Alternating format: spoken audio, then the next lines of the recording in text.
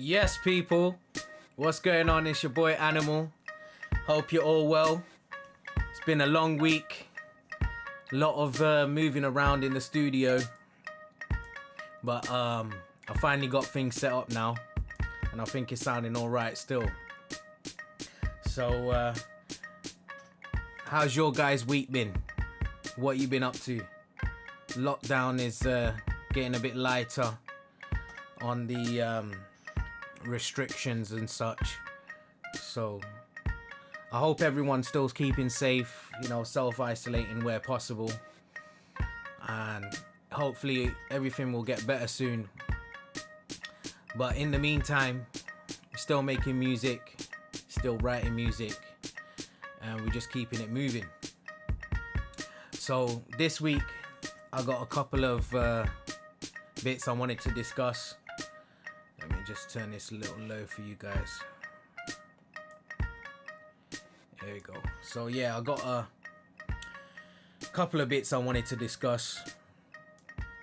Firstly, just following on from last week, my tip of the week was to organize your samples and make sure you know your right sound so your workflow is better. I have hundreds of thousands of sounds, so that was a mammoth task that I didn't want to go through each sound. So I thought in this day and age we've got to have some type of software that will do something like that for you. So I did a bit of research and I found this amazing program called Sample Manager, and it's by a company called ADSR. They're a software company for music, and they produce sound packs, they have courses, that kind of thing. So what I'm gonna do is I will show you on here what it looks like. I'm gonna load it up for you.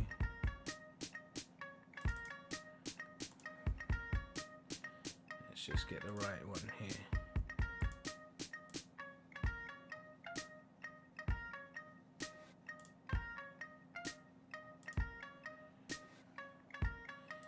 There we go. We're on the right screen now. Let me just have actually, that was the right one.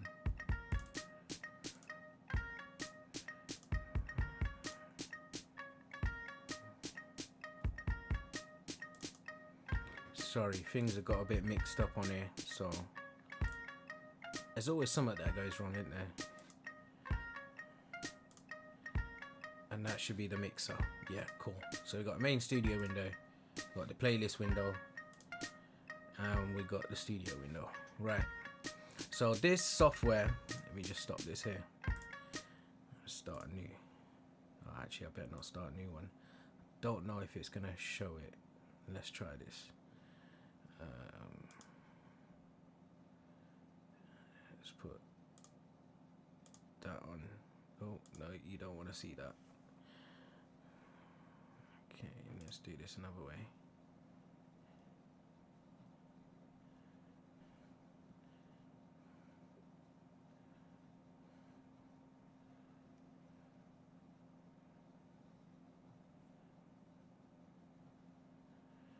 Right, it's just loading up, so I'll put you on to this screen here.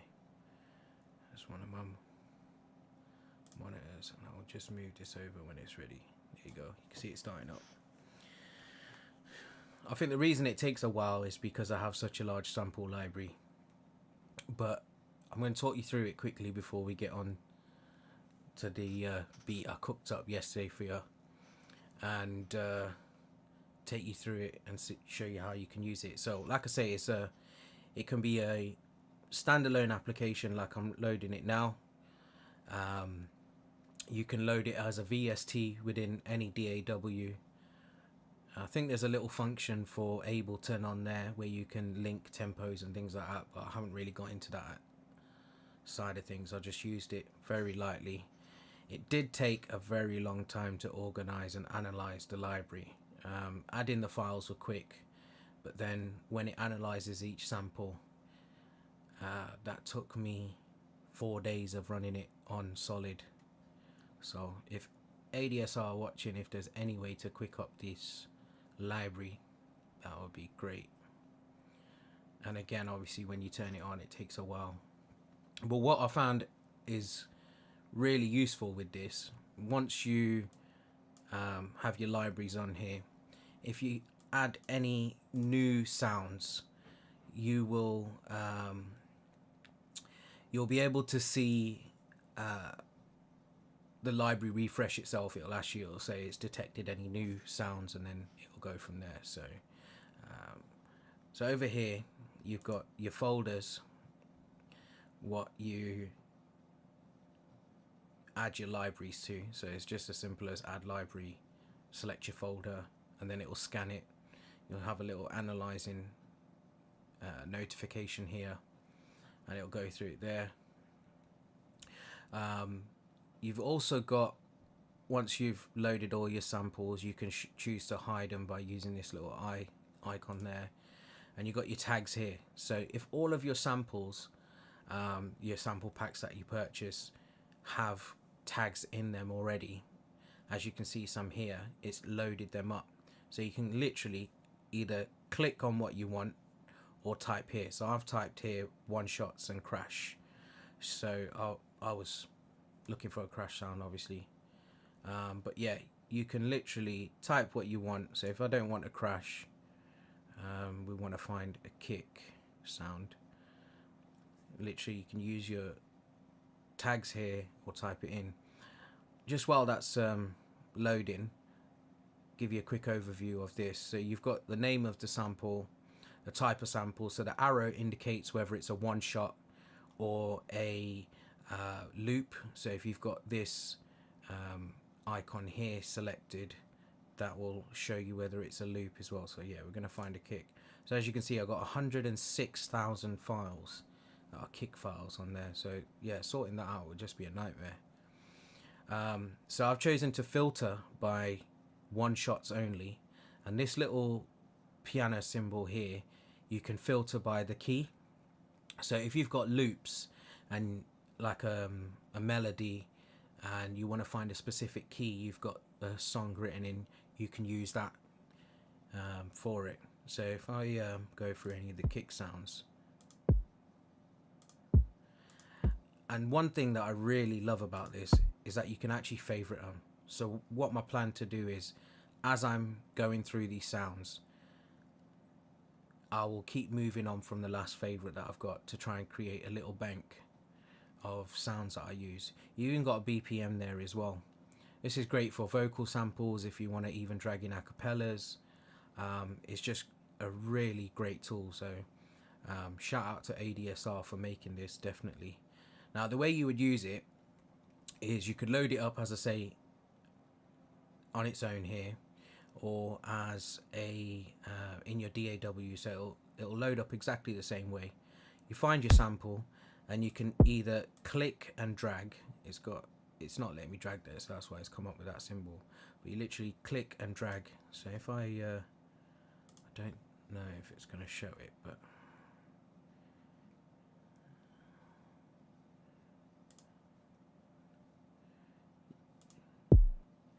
let me bring up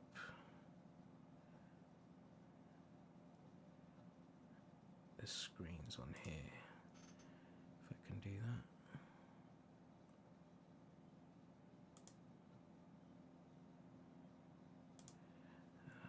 Let's minimize that, and then there you go. So you should be able to see I've got the ADSR Sample Manager window. I've got FL Studio come up, my playlist there. So if I want to keep any kick there, literally click and drag it, and you can either drop it onto your playlist here, and let's just zoom into that, and you can see you've got your sound there as well. One thing I will mention which caught me out is under the options of the Sample Manager, you've got sample drag mode. Now if you put processed, which I had ticked, what that does is it will normalize it. So I wouldn't recommend using that, because what I found it was doing is creating copies of each sample that I was using. Also, it's slowing down the process because it's got to normalize it and then drag it in. So if you click raw, it will just put that file in. And it, again, if you want to see it, you can right click and hit show in folder, filter by samples library. So if you've got that sample in a particular folder, it will show you that. But yeah, you can literally click and drag it in, and it's created a channel there for you. Or you can grab another one and you click and drag it into your step sequencer, and it's put it in your step sequencer rather than an audio file as it's got here. So that was a really great tool for me to use. You've got other options here where you can click and drag it from this arrow. You can change the tags if it's wrong, also set the key. Something you can also do as well is this tempo. Let me go back to this window on here. So you've got the tempo here, which you can link. It just says it's Ableton. I've not really tried it yet, but if you've got a loop, you can synchronize it with your project, so you can hear what your loops will sound like at that tempo rather than changing it thereafter. And this has been really good. The only thing is, I don't know whether it's because I have such a large sample library. It does take a long time to obviously open, and then when I'm going through different samples, so if I closed the kick tag, we'd have to wait again like we did for the crash one, and then load up another one.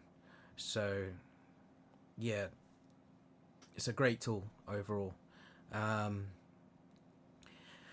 Yeah, so yesterday I started a new beat. I've had so much trouble with these live streams, whether it's the speed of the connection. It wasn't actually the speed, it was to do with the rendering, but I won't get into that. Or FL Studio playing up, or the voice crackling. So hopefully I've ironed out all those issues, and I'm excited to show you this new beat that I've made for you. So I'm just going to load that up. I'm going to keep it short and sweet. I'm just going to show you this beat today, and we'll go from there.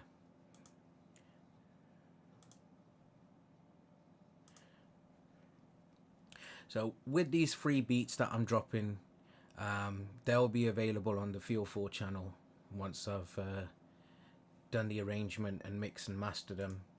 And one thing I do need some help with is, if you guys go, you can go through them, the old ones, but on any of these beats that I've got, if you can suggest a name for me for the instrumental, that will be much appreciated.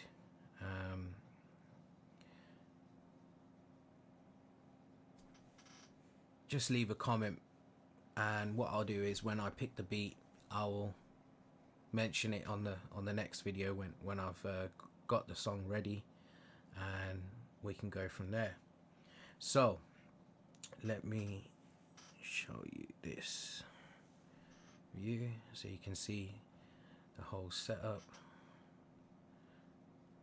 So I used the samples from the 2 Deep sample pack called Audio Therapy, and yeah, I just wanted to still try and mess around with a lot of these different sample packs, mainly to get my workflow back up to speed on navigation of FL Studio and structuring of songs. So yeah, here's the beat. I'm gonna give it a play and let me know what you guys think.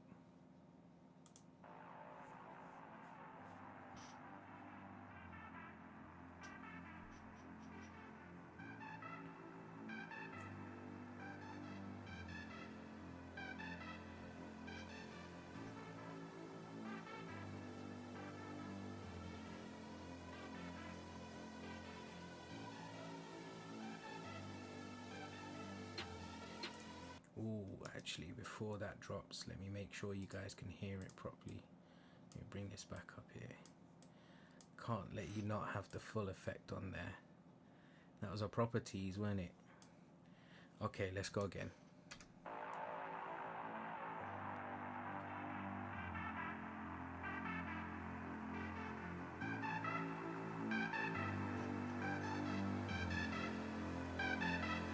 Make sure you got your speakers turned up for this one.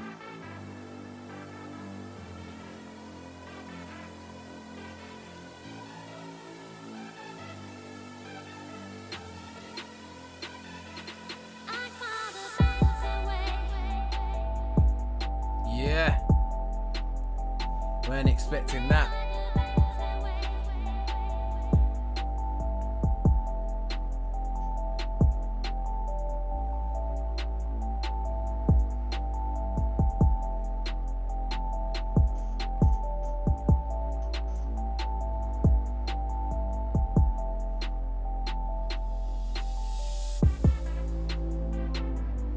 So I cooked it up yesterday and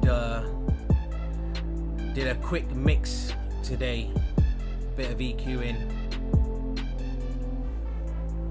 did most of the structure and arrangement yesterday, and today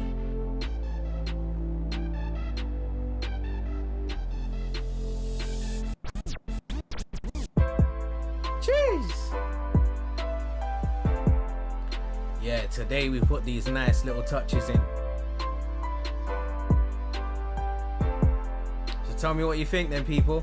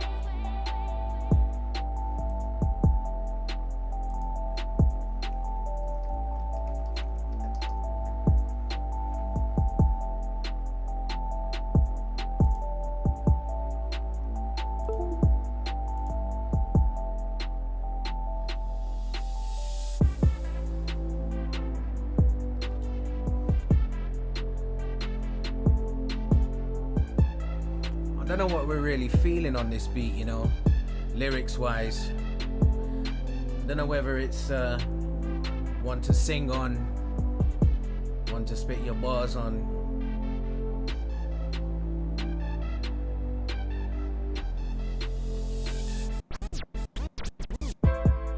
I love that drop.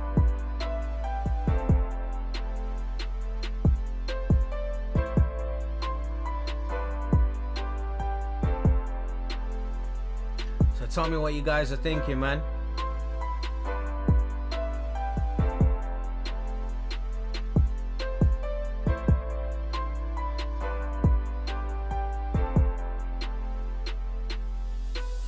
So, let me just run through the mixer for you.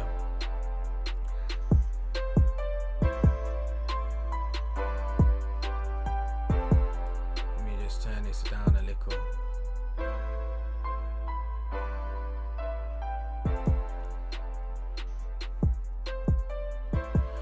So on the mixer we got my sends, buses, whatever you want to call them. So I got your reverb channel there and a delay setup as well for each individual sound here. You can see the automation happening right now. So I've got all my sounds. Then I'll create a sound bus as well so I can control all the sounds on there. I've then got all my drums set up to its own bus here, drums. then I've got my bass and a sound sample there. Now the reason I set up buses as well, so you can, if you want to cut out the drums, you know, just take them all out. Again, if you want to take out certain bits, you can just take the snare out, put that back in, and turn all the sounds off.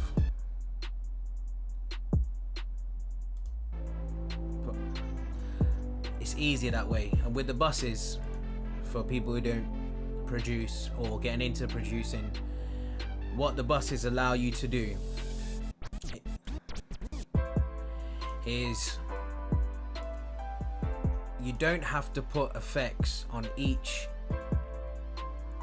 slot here on your effects rack, if you call it. If you want to put reverb on several channels, you create your reverb bus and direct them, and you see here you've got, these aren't filled out, so if I add that all the way up, that's adding reverb to that channel. But what happens is when people do this, on your reverb, let me just bring this over here, you've got your dry signal and your wet signal. So the wet signal is the effect that it's doing, and your dry signal is what it's pumping through. So if you have your dry signal turned up on the reverb in this scenario, you're getting double the input, so it makes it louder. You only want the effect because the